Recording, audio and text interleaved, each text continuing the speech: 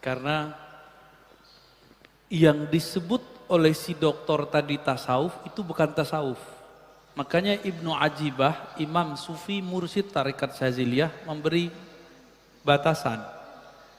Tasawuf itu awalnya ilmu, ma'rifat.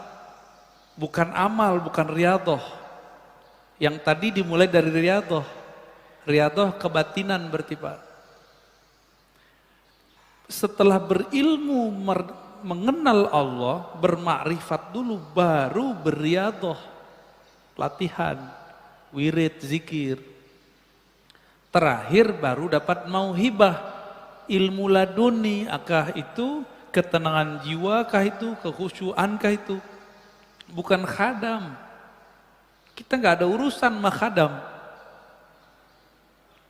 Mau baca ayat ada khadam, nggak ada khadam, kita nggak ada urusan sama itu.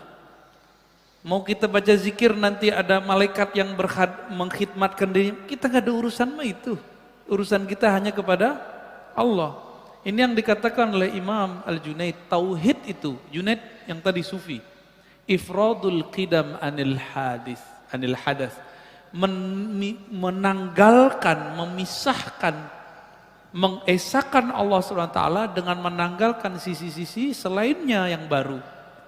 Jadi kalau masih tertarik sama kebatinan, khadam-khadam, lalu supaya sukses, bayar mahar, itu kebatinan itu Pak.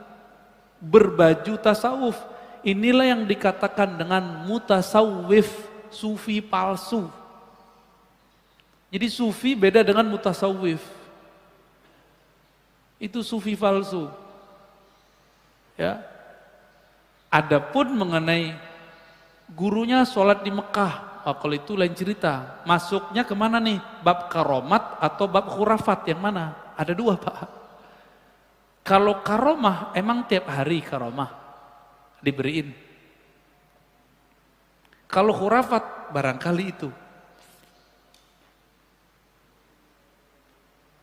Oh, syekh kita sholatnya di Mekah gitu. Sholat Jumat di Mekah. Loh kita lagi sholat Jumat, Mekah belum sholat Jumat Pak. Kita sholat jam berapa? Jam 12. Mekah jam berapa waktu itu? Baru jam 8. Bahlul namanya. Jadi hati-hati. Maka wajib belajar tauhid sebelum belajar tasawuf. Kalau enggak usah belajar tasawuf. Belajar tauhid aja.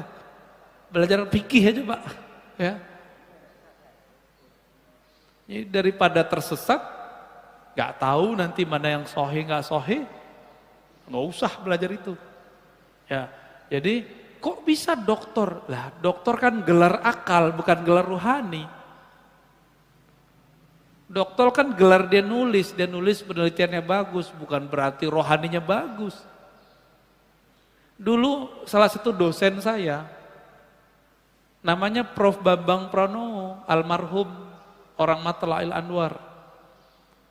Beliau mengisahkan pernah tersesat ikut Lia Edan. Hah? Apa yang terjadi Pak? Orang nanya, Prof, ente kan profesornya di luar negeri lagi, tamatan pesantren lagi, tauhidnya kuat, tapi kering, dia pengen cari sensasi rohani. Kok ikut Lia Edan? Jawaban dia apa? Gimana saya nggak mau ikut? Penasaran. Dia ngaku gurunya Jibril, pengen berguru sama murid Jibril, gitu. Setelah lama kebuka nggak bener. Nanti muncul ketemu lagi Pak, ada orang ngaku sufi tapi ngajarin reinkarnasi, titisan. Itu bahlul semua, itu nggak benar, itu bukan sufi yang sahih, itu mutasawwif. Makanya nanti mereka fokusnya di riyadhah, ma'rifatnya nggak ada. Tasawuf dimulai dengan ma'rifat atau tauhid kepada Allah, kalau enggak batil. Ya, kalau enggak ketemu udah nggak usah, di sini aja lah ngajinya. Ya. Nggak usah ikut yang aneh-aneh Pak. Nggak ada jalan instan. Quran aja turun 20-an tahun. Ya, apalagi yang kita zaman-zaman sekarang. Adapun mengenai Hallaj dan Syekh Siti Jenar, di sini ada pembahasannya. Bapak bacaannya udah banyak nih ya. Nanti ada pembahasan khusus Pak insya Allah. Nanti saya bahas mengenai Wahdatul Wujud. Di sini sudah ada halaman 434. Beliau sengaja tidak masukkan nama Hallaj, tapi pembahasannya ada di sini. Karena orang Thariqat Syadziliyah ini menghindari sesuatu yang clash. Jadi nama-nama seperti Hallaj nggak ditonjolkan jelas-jelas. Ada, tapi tidak jelas. Insya Allah next time saya jelasin. Ya. Ustadz, yang berkaitan dengan tadi, untuk menyadarkannya, kalau Prof. Bambang Pramono kan sempat keluar ya dari Lia Eden itu. Nah saya juga sebetulnya secara personal ingin menyampaikan kepada teman saya tersebut, karena saya berkeyakinan bahwa secara logika ini bisa diajak bicara gitu. Tapi pada faktanya susah sekali. Caranya seperti apa sih harusnya itu? Apa saya perlu temukan dengan Pak Kiai ini supaya... Gak usah Pak. Gak usah.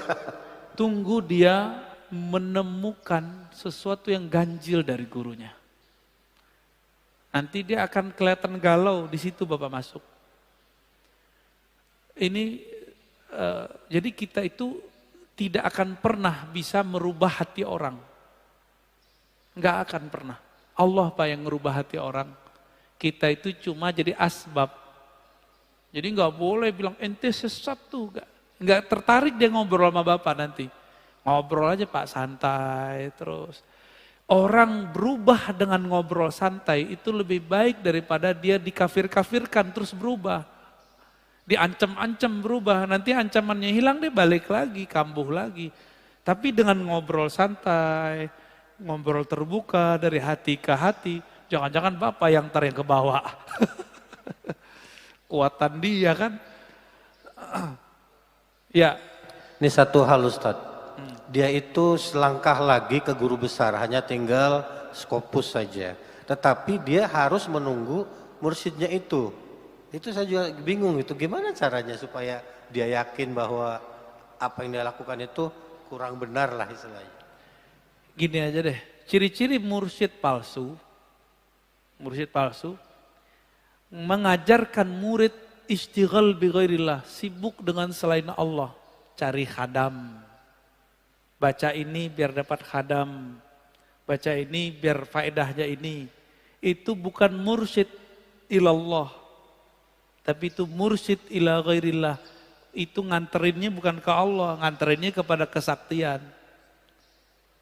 Jadi Bapak kalau mau cari mursyid, guru itu cuma ngajarin mengenal Allah, lalu zikir untuk bisa sampai kepada Allah. Udah itu aja, nggak lebih-lebih dari itu.